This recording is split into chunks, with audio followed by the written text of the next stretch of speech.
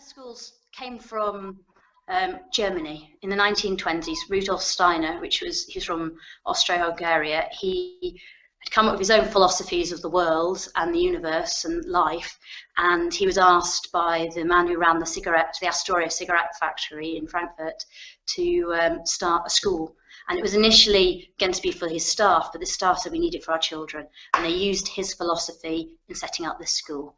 And it's very interesting because his work views childhood in particular ways and year cycles. So that meant that the actual school that was initially started was looking at those 7 to 14-year-olds, which was seen as the main phase of childhood. And there are challenges there for the UK because he's under sevens would have been early childhood education, and now of course there's amazing Steiner kindergartens.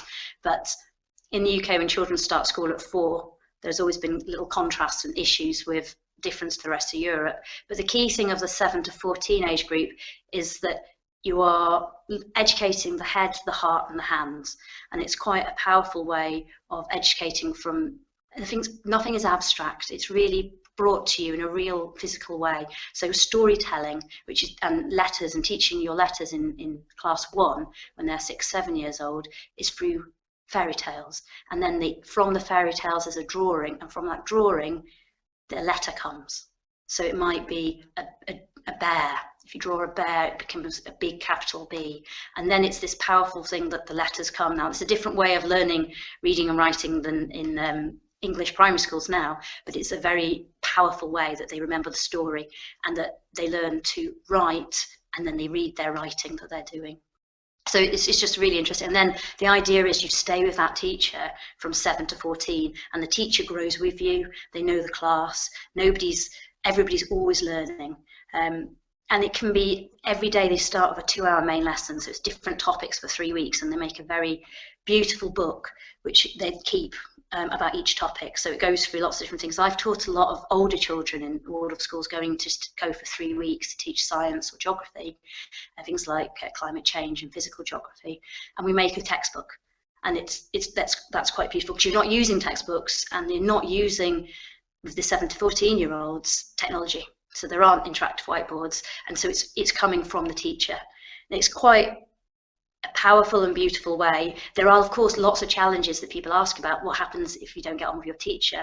Now, in Steiner terms, it's the teacher's role to work that one out, and that all the behaviour that you're seeing is the way that the children are communicating with you. So you need to be creative in how you meet your class, and you meditate. There's quite a lot of the anthroposophy, which is a study, Steiner study, that teachers do behind the scenes. The children don't know about that. The teachers start the day with a morning verse, there's a candle, and then there's quite a sort of spiritual collection and support of the staff before you go into your classroom. So you're very present, and you're meant to really be present for the children. It can mean that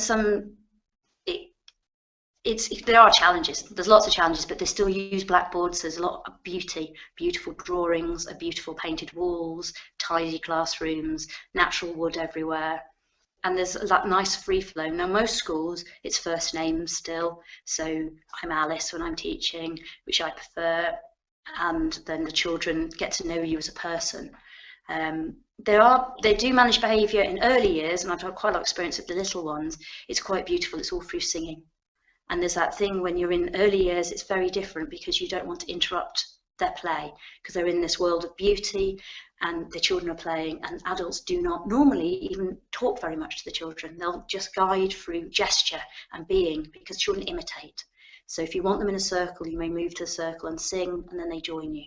And it's all about gentle support. And if someone needs some support for often if somebody hits somebody, you can go up to them and you can hold their hands and direct them away, check the other child's safe, and then redirect them and say, look, those hands need something to do, and get them busy doing something else. But it doesn't mean that people let children get away with things, because often I think people think about Waldorf schools that it's totally free for all, and it can be a really challenging place to be. It should be that there's this freedom from form, and the form, particularly in the early years, is kept by rhythm. So they know how they're breathing in and breathing out. So there's going to be singing, then free play, then there's going to be snack, then there's going to be some maybe a ring time, or there's going to be outside time and coming in for storytelling. And then there's the other powerful thing of telling stories. And actually that goes all the way through the school, that you do a lot of telling stories rather than reading, making things real. There still is this strong rhythm.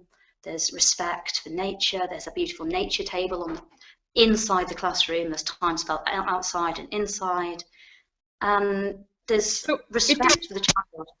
It is very much, at least like also what I've read, it's very much based on the arts, and it's driven by teacher. And like my question is, if actually parents are to somehow contribute or influence the school environment? Staff work very closely with parents, and in most schools, even if they are fee paying, parents are very much part of building the community. So different parents involved in cleaning the classrooms or doing fundraising, gardening, supporting events that are going on. So there's a real close connection between and talking at the end of the day about how they can support the child, because again there's this idea of meditating on the child, and the teachers work together in their teachers meeting each week, and they will be observing and thinking and meditating on one child and working out a way that they can support that child. But to know more about them, they need to work with the parents. An interesting thing about Steiner schools, the ones that are not independent, so the independent ones that aren't state funded in the UK, so they don't have a head teacher. They are run by a college of teachers. So that does involve lots of meetings and long meetings, because everybody's voice is heard and they work out how things are going. And it's been interesting because last autumn I was working at one of the state-funded Steiner schools in the UK, and now they have a principal. And in some ways it's more of a relief for the teachers, because it's a lot of work to teach in a Steiner school, because you're not using technology in the same way, so you've got to know everything. So when you go into your classroom, you're full of those stories about the Romans, if you're teaching Romans, or whatever it is, or your science.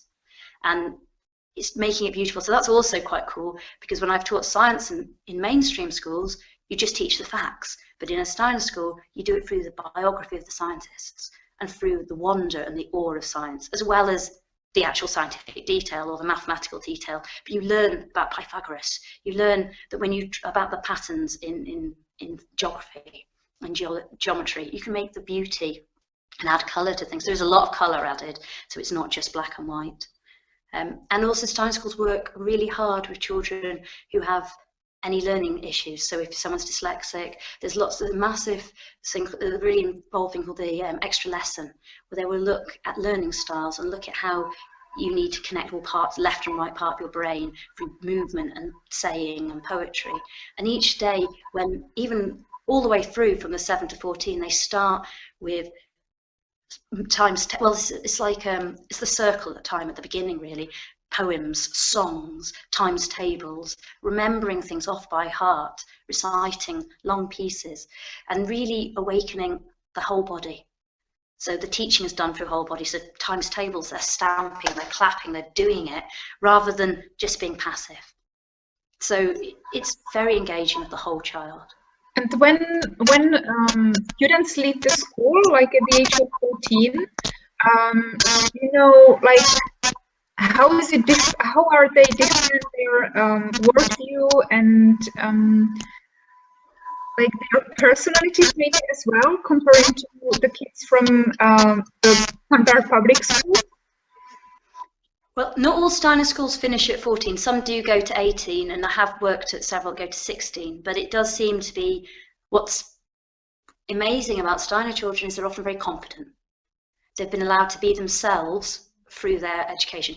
That means that they can be a little bit outspoken sometimes, and they can actually, when you're teaching a Steiner school, it's not always easy to teach because you've got a class of individuals in front of you. And I always find that quite a fun challenge, because I'm teaching people. I'm teaching children who are going to question what I'm saying. Where did you get that information from? So they've got that confidence.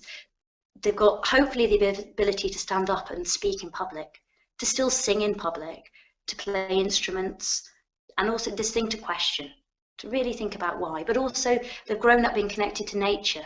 They've been involved in land work. They've been growing vegetables. At one school they've got a blacksmith at the school. They're doing blacksmithing. They're doing real things with their hands. So they've got their craftspeople. They might not be super confident because they're in the middle of their teens, but when I meet people as adults who said, oh, I went to a Steiner school, you can tell there's something, especially if they enjoyed it. Not everybody likes Steiner education. It doesn't seem to suit everybody, but for those who really worked for, they're very confident. There's a lot of actors and actresses and things come out of it. Yeah, that I can imagine, as it is like linked to dance and music and everything. So then, yeah, it makes sense that they are probably more creative than we are. One of my friend's sons went to Cambridge to do, I think it was maths or science, and he went all the way through Steiner school. So it shows that it doesn't, if you're going to be a scientist and that's your passion, it's not stopping your life journey. It's just maybe augmenting who you are as a confident person. So that's quite cool too. Yeah, yeah. So when because first we talked about the forest schools and now we've got Steiner schools, when would you say would take like one element for each school, which you think is like really important? Which one it would be? There is already the crossover between the two. So a lot of Steiner schools are using forest schools in their kindergartens. So they're actually taking their kindergartens, which are already outside quite a lot, all outside for the whole session. So I like that idea of the crossover. The play element of the forest schools is quite wonderful, and the connecting to being present in nature, which is something I really respect.